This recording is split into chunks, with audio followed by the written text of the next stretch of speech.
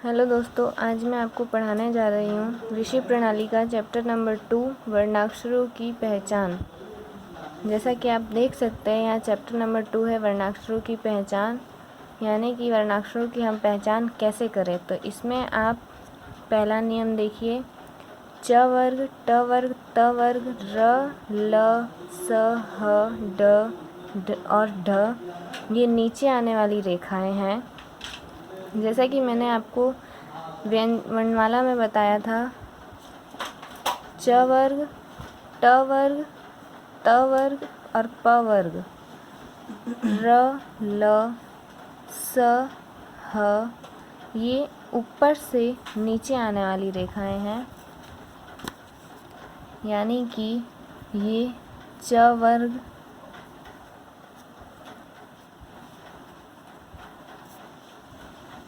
ये च वर्ग, ये प वर्ग, त वर्ग ऊपर से नीचे आने वाली रेखाएं हैं।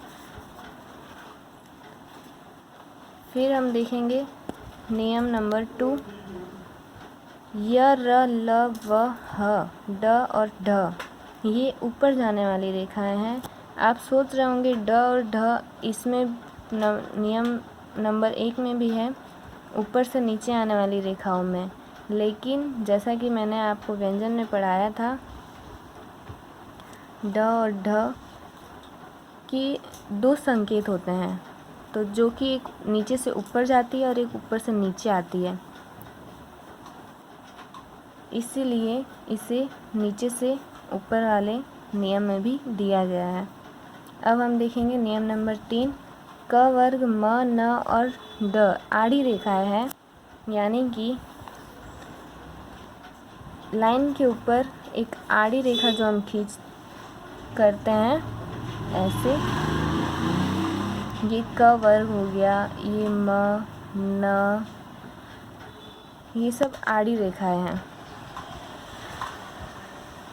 अब हम देखेंगे नियम नंबर 4, ल नीचे से ऊपर।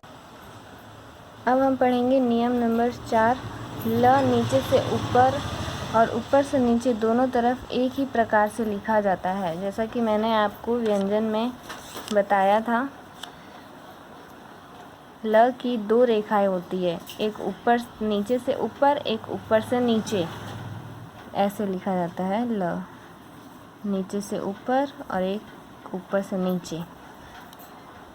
अब हम पढ़ेंगे नियम नंबर 5, क वर्ग, च वर्ग, ट वर्ग और प वर्ग के अक्षर य, र, व, ह, ड और ढ ये सरल रेखाएं हैं।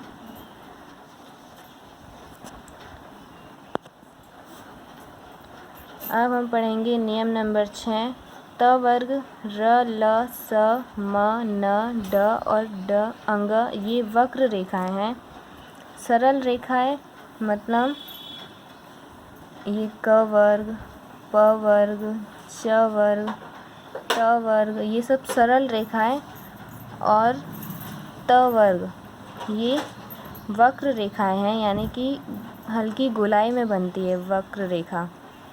त, स, ल, म और न। अब हम पढ़ेंगे नियम नंबर 8, म, न और अंग ये वक्र और आड़ी रेखाएं हैं, मतलब कि ये वक्र भी है, यानी कि थोड़ी घुमावदार भी है, लेकिन ये आड़ी रेखाएं हैं, यानी कि बाएं से दाएं की तरफ जाने वाली। चाहे दाएं से बाएं भी होती है आड़ी रेखा, लेकिन ये बाएं से दाएं की तरफ जाती हुई आड़ी रेखाएं है। अब हम पढ़ेंगे नियम नंबर 9, बाएं तरफ से लिखे जाने वाला त वर्ग और स का बायां समूह कहलाता है। ये हो गया बाएं तरफ का त, थ, द, ये हुआ ध, ये हुआ बाएं तरफ का त वर्ग, और ये हो जाएगा दाएं तरफ का त, थ, द और ध। अब हम पढ़ेंगे नियम नंबर 9 नंबर में अभी स भी दो तरफ से होता है, एक ये होता है बायां तरफ का, एक ये होता है दायां तरफ का। अब हम पढ़ेंगे नियम नंबर 10। दाएं तरफ से लिखे जाने वाला त वर्ग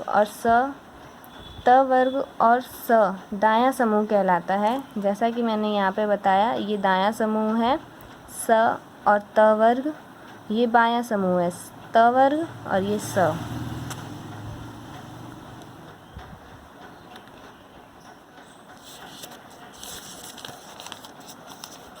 अब हम संकेत लिपि, जो कि कल मैंने आपको बताया था संकेत लिपि क्या होती है, क्यों पढ़ते हैं, एक बार फिर से बता देती हूँ। जिन ध्वनि संकेतों द्वारा हम अपने विचार प्रकट करते हैं उसे भाषा कहते हैं।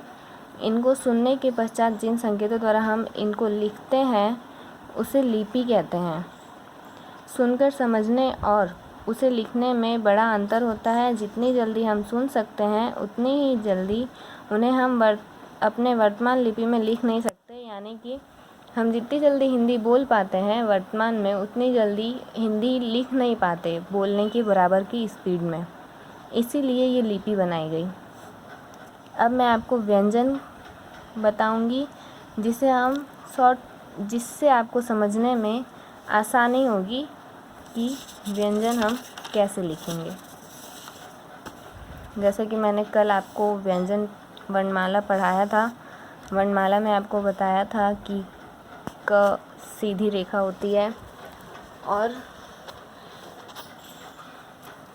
च 60 डिग्री के कोण पर बनता है, र 45 डिग्री कोण पर बनता है और ट 90 डिग्री के कोण पर बनता है और प 120 डिग्री के कोण पर बनता है।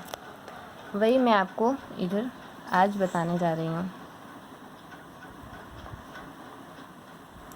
ये हम बनाएंगे एक 90 डिग्री का कोण। इसमें ये 45 डिग्री पर र, ये 60 डिग्री पर च, ये है 90 डिग्री पर ट और 120 डिग्री पर हम पढ़ते हैं प। ठीक है, इससे आपको समझने में थोड़ी आसानी होगी। अब मैं आपको वक्र रेखा बताऊंगी। वक्र रेखा आप कैसे लिख सकते हैं। वक्र रेखाओं को भी याद करने का शॉर्टकट यहाँ पे दिया हुआ है, चित्र नंबर 2 और चित्र नंबर 3। देखिए चित्र नंबर 2, हमने एक वृत्त बनाया, उसको गलत के निशान से काट दिया तो ये त बन गया बायां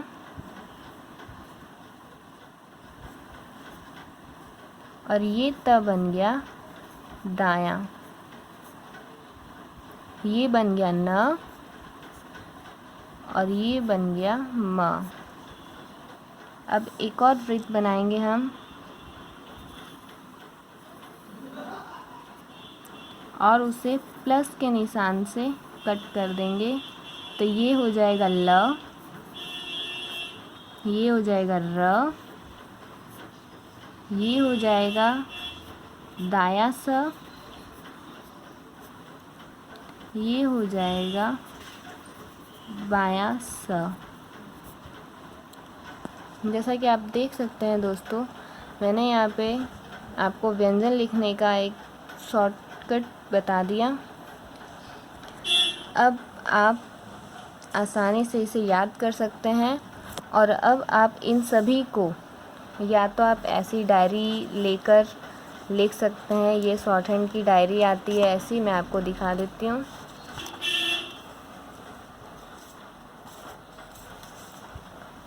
ये होती है शॉर्ट हैंड नोटबुक।